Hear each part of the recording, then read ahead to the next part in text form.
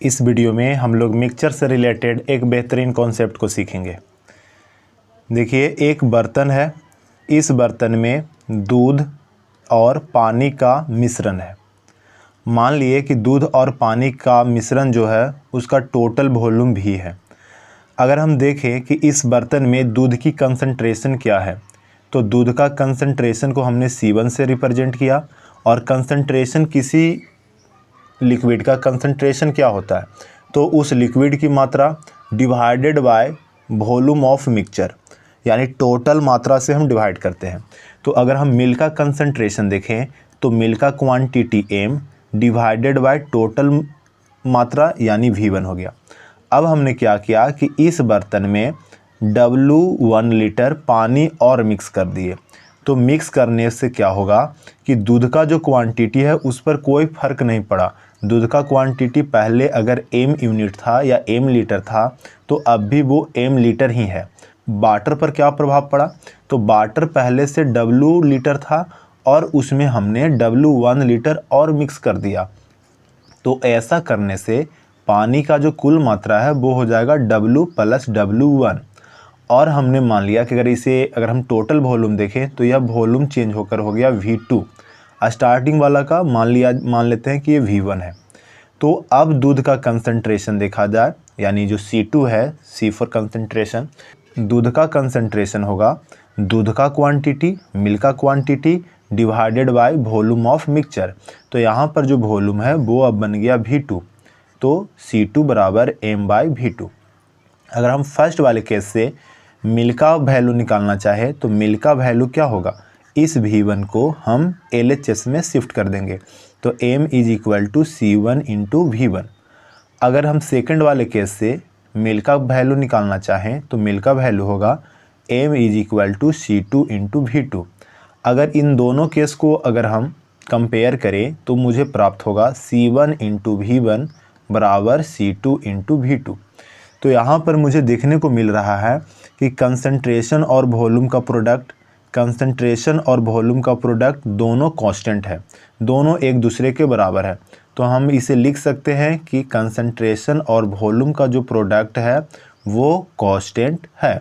तो यहाँ से बोला जा सकता है कि C is inversely proportional to V, या आप बोल सकते हैं कि V is inversely proportional to C। कहने का मतलब कि अगर हम वॉल्यूम को इंक्रीज करेंगे तो जो क्वांटिटी कांस्टेंट है उसका कंसंट्रेशन डिक्रीज होगा, या दूसरे शब्द में कहें तो अगर हम वॉल्यूम को डिक्रीज करें तो जो क्वांटिटी कांस्टेंट है उसका कंसंट्रेशन इंक्रीज होगा। जैसे यहाँ पर हमने क्या किया था कि पानी का मात्रा और इसमें हमने बढ़ा दिया। पानी का मात्रा ऐड करने से क्या हुआ कि पानी का मात्रा बढ़ा, साथ ही जो वॉल्यूम है वो भी इंक्रीज हुआ। पर दूध का क्या हुआ, दूध के क्वांटिटी में कोई फ़र्क नहीं पड़ा। पहले जितना दूध था उतना दूध अब भी है, तो दूध का कंसंट्रेशन है वो डिक्रीज हुआ। तो दूध का कंसंट्रेशन किस रेशियो में डिक्रीज होगा, तो जिस रेशियो में वॉल्यूम में वृद्धि हुआ उसका ठीक रिवर्स रेशियो में दूध का कंसंट्रेशन डिक्रीज होगा।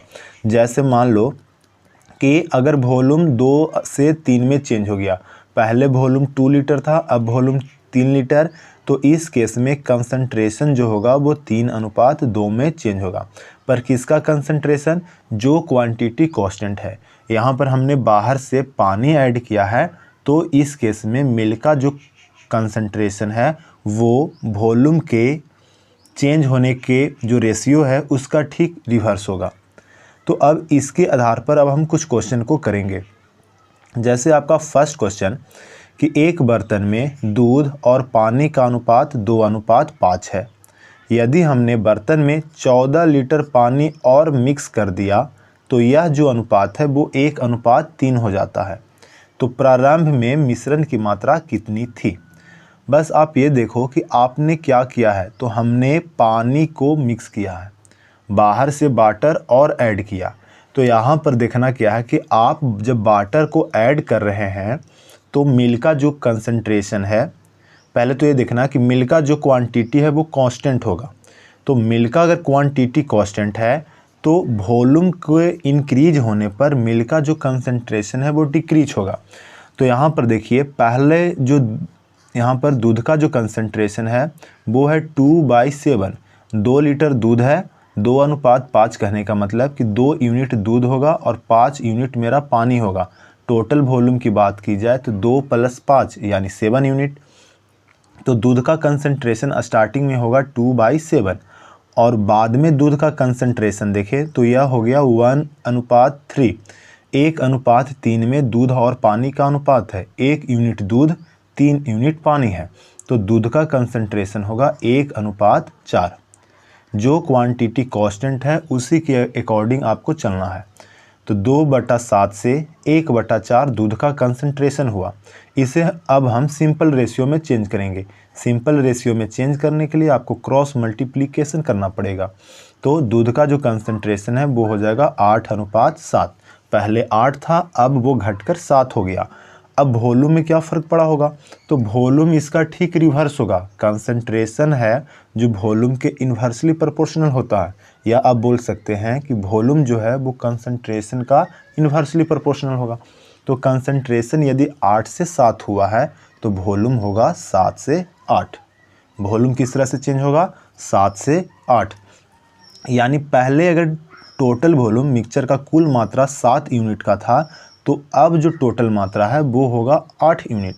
तो यहाँ पर मुझे 1 यूनिट का वृद्धि देखने को मिल रहा है। पर जो क्वेश्चन में बात किया गया है उसमें बोला गया कि 14 लीटर हमने पानी मिक्स किया है, तो इस 1 यूनिट का मतलब होगा 14 लीटर। पूछा गया है आपसे कि प्रारंभ में मिश्रण की कुल मात्रा कितनी थी, यानी आपको इस 7 यूनिट का वैल्यू बताना है। तो 1 इकाई का मतलब 14, तो 7 इकाई का मतलब 14 × 7 यानी 98 लीटर। ठीक है, बस आपको करना क्या था कि अगर हम पानी मिक्स कर रहे हैं तो हमें मिल्क के कंसंट्रेशन के अकॉर्डिंग वर्क करना है। अब हम लोग देखेंगे अपना नेक्स्ट क्वेश्चन। यहाँ पर देखिए एक बर्तन है, उसमें दूध और पानी का मिक्सचर है और वो किस रेशियो में है, 2:3 में। हमने बर्तन से 3 लीटर पानी निकाल लिया, तो यह जो अनुपात है वो 5:7 में बदल गया। अब बताना है कि प्रारंभ में मिश्रण की मात्रा कितनी थी। देखिए पानी का जो क्वांटिटी है वो चेंज होने वाला है, कांस्टेंट कौन रहने वाला है, तो दूध का क्वांटिटी। तो हमने बताया क्या कि जिस लिक्विड का क्वांटिटी कांस्टेंट है उसी के अकॉर्डिंग हमें चलना है। तो पहले आप ये देखिए कि मिल्क का कंसंट्रेशन स्टार्टिंग में कितना है। तो मिल्क 2 पार्ट है और 3 पार्ट दूध है, तो मिल्क का कंसंट्रेशन हो गया 2/5। टोटल 5 लीटर में 2 लीटर दूध है। बाद में दूध का कंसंट्रेशन क्या होगा, तो बाद में दूध 5 यूनिट है, 7 यूनिट पानी है, यानी 5/12। तो दूध का जो कंसंट्रेशन है वो हो गया बाद में 5/12।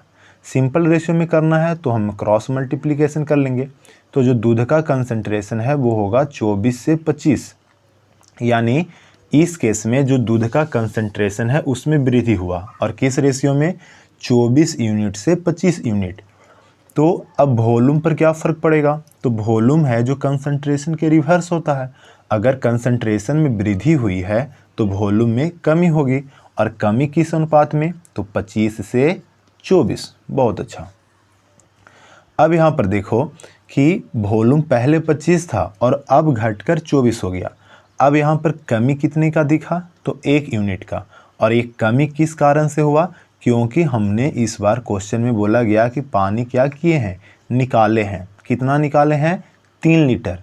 तो 1 यूनिट का मतलब होगा 3 लीटर। पूछा गया है आपसे कि प्रारंभ में मिक्सचर की जो मात्रा है वो कितनी है। तो मिक्सचर कितनी है स्टार्टिंग में, 25 यूनिट। तो 1 यूनिट का मतलब 3, तो 25 यूनिट का मतलब होगा 75 लीटर। क्लियर। अब बढ़ेंगे, अब देखेंगे अपना नेक्स्ट क्वेश्चन, क्वेश्चन नंबर 3। यहाँ पर देखिए एक बर्तन में दूध और जो पानी है उसका अनुपात 3:2 है। हमने बर्तन में 10 लीटर पानी और मिक्स कर दिया, तो यह जो अनुपात है वो 2:3 हो जाता है। तो प्रारंभ में दूध की मात्रा कितनी थी। बस ये देखना है कि आप कौन से लिक्विड को मिक्स किए हैं या निकाले हैं। तो यहाँ पर हमने पानी ऐड किया है, तो पानी ऐड किए हैं तो आपको चलना होगा दूध के कंसंट्रेशन के अकॉर्डिंग।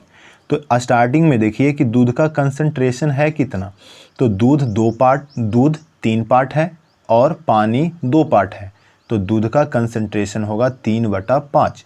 बाद में देखेंगे तो बाद में दूध है जो 2 पार्ट और 3 पार्ट में पानी है, तो बाद में दूध का कंसंट्रेशन हो गया 2/5। अगर हम इसे सिंपल रेशियो में चेंज करें तो 5 से 5 कैंसिल हो गया, तो जो कंसंट्रेशन है वो किस रेशियो में होगा, 3:2 में। तो वॉल्यूम किस रेशियो में होगा, तो वॉल्यूम होगा 2:3 में। बहुत सिंपल सी बात है, बहुत सिंपल सी बात है। अब यहाँ पर देखते हैं क्या कि वॉल्यूम पहले 2 यूनिट था और अब वॉल्यूम 3 यूनिट हो गया, तो यहाँ पर मुझे 1 यूनिट का वृद्धि दिखाई दिया। पर अब सोचना है कि ये वृद्धि किस कारण से हुआ है। तो क्वेश्चन में बोला गया है कि हमने यहाँ पर पानी मिक्स किया है, तो पानी कितना मिक्स, 10 लीटर। तो यहीं 1 यूनिट का जो वैल्यू होगा वो 10 लीटर के बराबर होगा। तो 1 यूनिट का मतलब 10 लीटर, तो 2 यूनिट का मतलब होगा 20 लीटर। यानी स्टार्टिंग में टोटल क्वांटिटी पूछा जाए मिक्सचर का तो वो होगा 20 लीटर। पर आपसे पूछा क्या गया है, मिश्रण में दूध की मात्रा यानी प्योर मिल्क के बारे में बताना है। ये जो मेरा 20 लीटर आया, ये 20 लीटर टोटल क्वांटिटी है और उसमें दूध कितना है, तो 3/5। तो 20 लीटर इंटू 3/5, 5 से 20 4 टाइम्स में कैंसिल, 4 इंटू 3 यह होता है 12। ठीक है, तो इस तरह से इस क्वेश्चन का जो आंसर होगा वो होगा 12 लीटर।